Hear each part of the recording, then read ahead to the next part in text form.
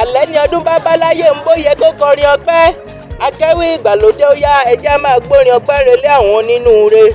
Happy birthday to you Mr. Emmanuel Fisayo Francis, àgbà photographer tó dáńtọ́ ń bí filmmaker tó mòye ni. Ó ti ṣọdún èyí náà lágbára olúdáyé èyí ò ní jáṣe mọ́. Ó kú ọdún ọmọ awóretúnrinrọ èjìnìgbé ni yín ará àlágbẹ̀dẹ àlọ́ òkú ọdún ọmọ Ondo ẹ̀gbin. Ǹbárẹ́yìn jajá ni wọ́n ń kí wọn nílé àwọn bàbá tó bí yín lọ́mọ. Àní bóńdó sọ pé òun ò jajá mọ́ ọ̀jàjá ni wọ́n á máa pè nílé àwọn bàbá tó bí yín lọ́mọ. Òkú ọdún ọmọ Ondo kan ìlà méjì, Ondo méjì ìlà mẹ́rin, Ondo mẹ́ta ìlà mẹ́fà ni.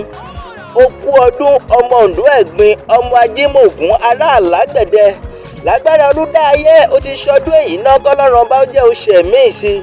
Òkú ọdún ọmọ ọ̀dọ̀rìn màjú ọ̀bà ńbẹ́yìn lọ́mọ amúgbábuwó ńbẹ́yìn náà lọ́mọ abúlẹ̀ sójúṣoge ńbẹ́yìn lọ́mọ olómi tí ṣẹ́tẹ́rẹ́tẹ̀ rẹ̀ lórí òkè òkúta ọmọ olókè kàlẹ̀kàlẹ̀ bíi ṣẹ̀kẹ̀rẹ̀ dẹ àlọ́ òkú ọdún ọmọ olókè mẹ́rìndínlógún bí mẹ́rin là ń dúró bọ mẹ́rin là ń bẹ̀rẹ̀ bọ mẹ́rin náà là ń kúnlẹ̀ bọ nílé baba tó bí yín lọ́mọ òun bí mẹ́rin tó kù olóhun tán fi ń ṣe.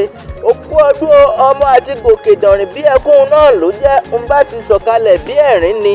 Òkú ọdún ọmọ ìlú olókè tó fòkè yíká ìbílẹ̀ bàbá yín náà fòkè bóra bí aṣọ ńbí wọ́n lọ́mọ apàdán jẹ́ ọmọ afàdánfò lálá onílé bàbá tó bí ọlọ́mọ ńbí wọ́n lọ́mọ oníbú owó àgbọ̀ǹgbẹ ńbí wọ́n lọ́mọ ọ̀dọ̀rìn màjú ọ̀bà.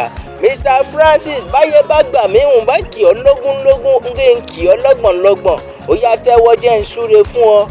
Àní àkọ́lù ló bá dá gbinú lọ́jọ́ ọjọ́ sí bí inú náà ló ti gbọgbẹ́ gbogbo ẹni bá bínú àníkọ́ máa kó tiwọn lẹ́sẹ̀ ògbèjì. Àní lókè lókè ńlọmọ aráyé yí wọjọ́ iwájú iwájú ló máa lọ òní rẹ̀yìn. Aya ẹ ló pè mí ó lákẹ́wì ìgbàlódé ó ní wá bá ń kọ́kọ́ mi onínúure ó ní wá bá mi kádé orí mi ọ̀wọ́n ó ní wá bá mi kẹrin tó ń fóúnjẹ sí mi lẹ́nu lọ́nílálẹ́ olódò ọmọ àrè ó ní ikú rẹ̀ ò ní yá kánkán ó lẹ́jọ́ máa lora igbó gbogbo ni gbogbo tí ń gbó akéwì ìgbàlódé ńlẹ̀ mi ń jẹ́ mo ní àjọ máa ríre bára wa ṣe ẹ bá mi ṣàmì ẹ̀.